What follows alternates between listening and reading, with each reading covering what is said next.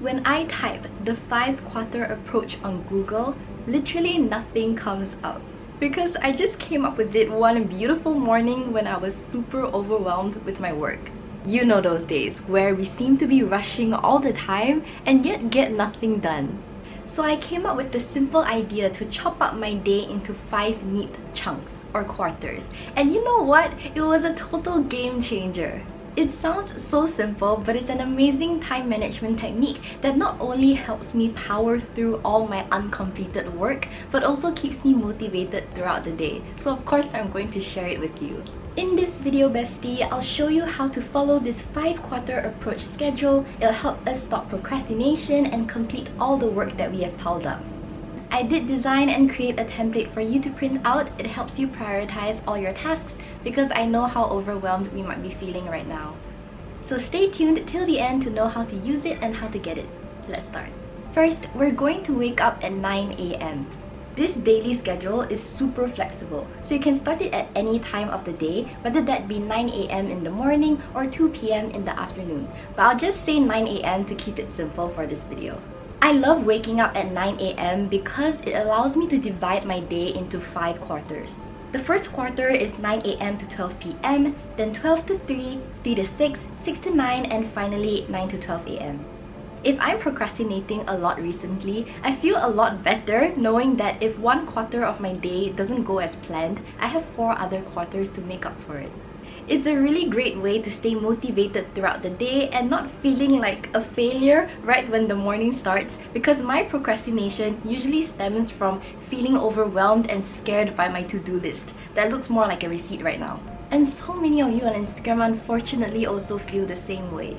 So I will go on my phone for 1 to 2 hours right when I wake up because I was just trying to cope with all that anxiety, but then I will feel horrible for the rest of the day.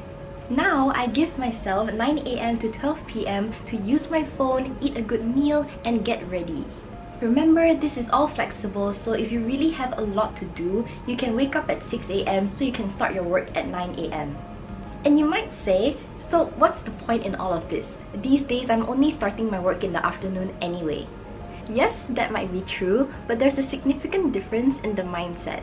If you only start to do your work in the afternoon because you felt like you've wasted your entire morning due to procrastination, then you're doing your work with feelings of guilt and stress. On the other hand, when you intentionally plan to start your work in the afternoon, you're in control. This is why I love the 5-quarter approach, because it allows me to section off one part of my day to do whatever I want in preparation for the next part of my day, which will be more intense. Now it's 12 p.m. We're going to spend 12 p.m. to 3 p.m. organizing and prioritizing our tasks. Yes, 3 hours might seem like it's a lot, but the beauty about this time management system is that if you finish early, you've earned yourself some extra rest time until the next quarter of our day. It makes the whole day feel less crowded and more manageable. So, let's start by writing down everything that you need to do. This looks like a lot, so let's start breaking it down. Let's start by picking out all the tasks that can be done in 5 minutes or less. I did design this template for you to print out and it will be in the description box below. The only payment that I need from you is to like this video, comment a pencil emoji, and subscribe because we're about to hit 1 million and that's my dream. Then we're going to categorize the rest of the tasks using the Eisenhower Matrix. It sounds really fancy, but basically we just have to ask ourselves, is it urgent or is it just important? Or is it both important and urgent? Sometimes when we're stressed, we'll think that everything is important, when that might not be true.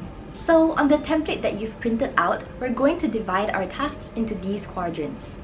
Quadrant 1 is for things that are both important and urgent, like your quiz that's due tomorrow. We'll always do these tasks first. Quadrant 2 is for things that are important but not urgent, like creating a resume or a study plan. We'll schedule these tasks for later. Quadrant 3 are for things that are urgent but not important, like finishing your homework or calling a friend. Think about whether you really need to do these things or not. If you do, try delegating to someone else. If you can't, then do them in your free time. Quadrant 4 are for things that are neither important or urgent, so we're gonna get rid of them, bestie.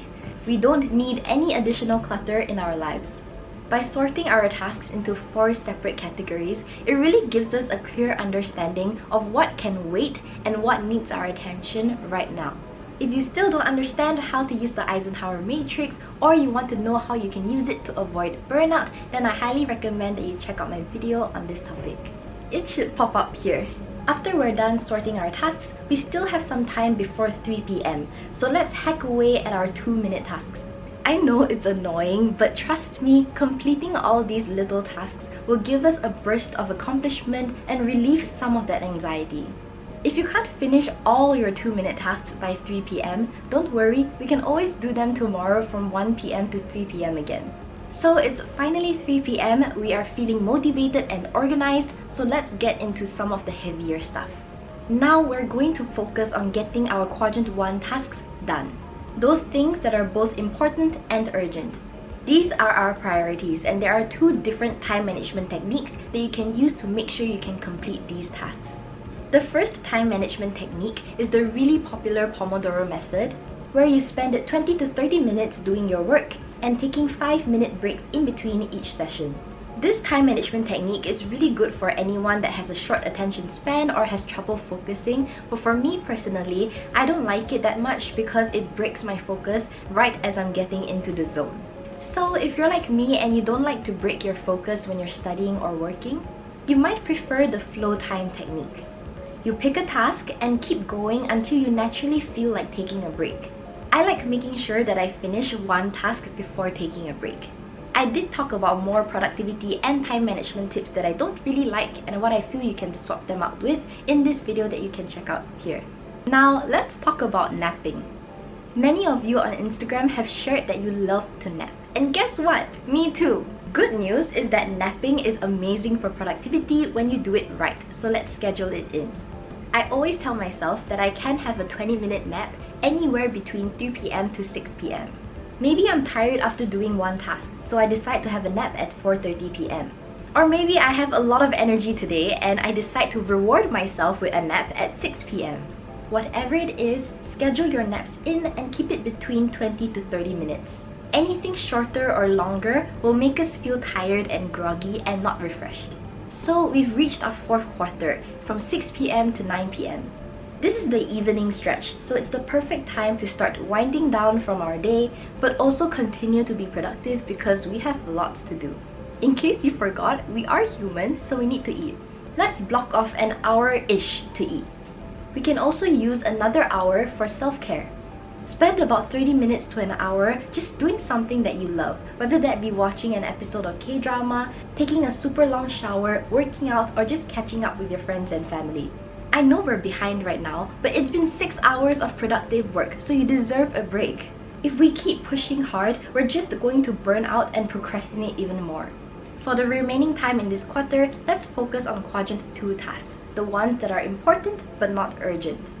The evening is the perfect time to work on things that are related to our long-term goals and personal development. Things like planning our revision schedule, working on a personal project, or finding scholarships. They don't have immediate deadlines, and working on them can bring significant benefits in the long run. So we're going to use our evening hours to make progress on meaningful but often neglected tasks. Also, I'm giving you an estimated amount of time, so you can rearrange your time however you like. Now it's 9 p.m. and we've finally arrived at our final quarter, which is 9 p.m. to midnight. If you're a night owl, this is the perfect opportunity to get your work done. That's why it's time to get back into our Quadrant 1 tasks. But if you've watched my video on avoiding burnout, you'll know that working on urgent and important tasks all the time will definitely cause you to burn out. That's why we're only going to work this hard until we get ourselves back on track. So after dedicating some time towards completing Quadrant 1 tasks, spend the rest of your time planning what to do tomorrow so that you have less things to think about when you wake up. Since you don't need to spend 1 p.m. to 3 p.m. planning anymore, you can just use that time towards completing all your unfinished tasks in Quadrant 1 or completing all your 2-minute tasks. If you've made it this far, comment down below all the things that you need to get done right now. That way, you've already completed one step of this daily schedule, and we can motivate each other too. Make sure you have watched all my vlogs that I uploaded on YouTube Shorts. Like this video, subscribe and turn on the notification bell and set it to all so you don't miss out on any future uploads. Thank you for 985,000 subscribers, and I'll see you all in my next video. Bye bye.